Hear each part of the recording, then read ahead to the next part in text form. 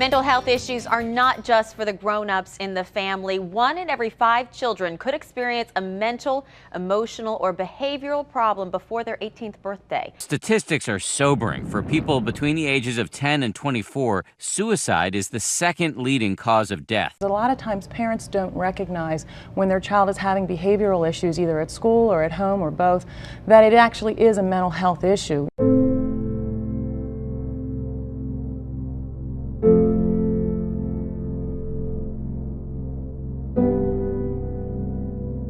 Mental health is defined as a person's condition with regard to their psychological and emotional well-being. The percentage of young people aged 12 to 20 who have reported having a major depressive episode has jumped from 8.7% in 2005 to 11.5% in 2014.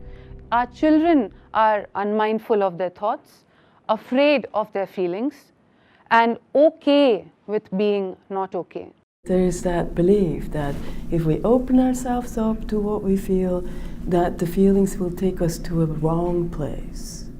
So knowing mental health is such a severe issue, why wouldn't someone seek help? There is still a pretty big stigma attached to going into psychotherapy or to seeking help with an emotional issue, right? Or to seeking help with how we feel. We have this negative dialogue that goes on in our minds when we hear this word. What? A counselor? A therapist? Am I so weak? Am I crazy? And teens especially, feel that, okay, if they feel a little depressed or anxious or any kind of problem, that means that something is wrong with them. In efforts to counter these notions, organizations such as the Treatment Advocacy Center, the National Institute of Mental Health America, and the National Alliance on Mental Illness have been taking public measures to create awareness.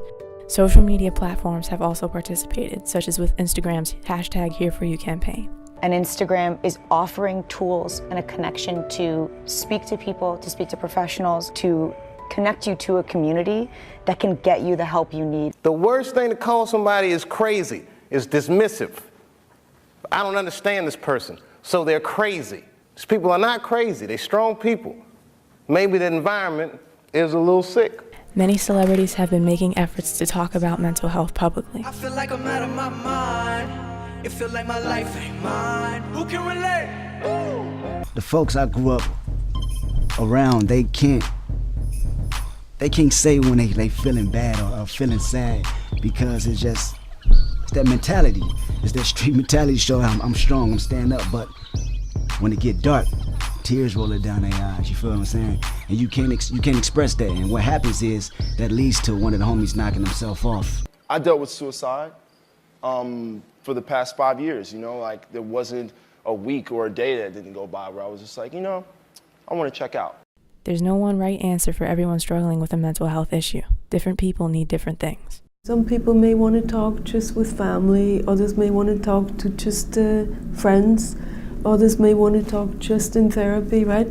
So the best way to go would be to just really ask the person, what is best for you?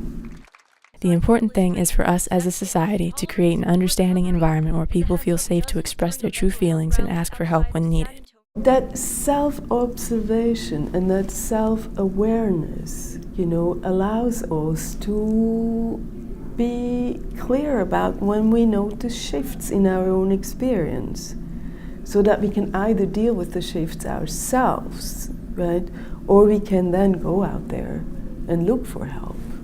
But what can we do as a society to reverse the stigma?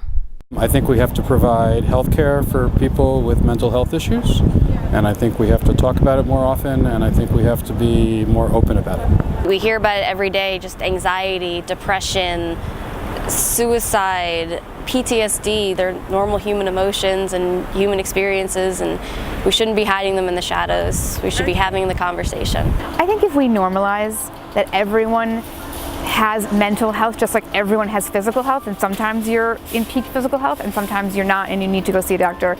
I think it's the same thing for mental health. You could talk about going to a therapist like you talk about going to a dentist, and it wouldn't be this weird thing that you keep private or you feel ashamed about. If we notice, okay, there's something I need help with, that comes from a sign of strength. And given the stigma associated with therapy, for teens to say, okay, I'm going to need help with that, I think is something I really admire. That's a good thing. that means this person is taking their lives into their hands and, you know, making it happen the way they want to.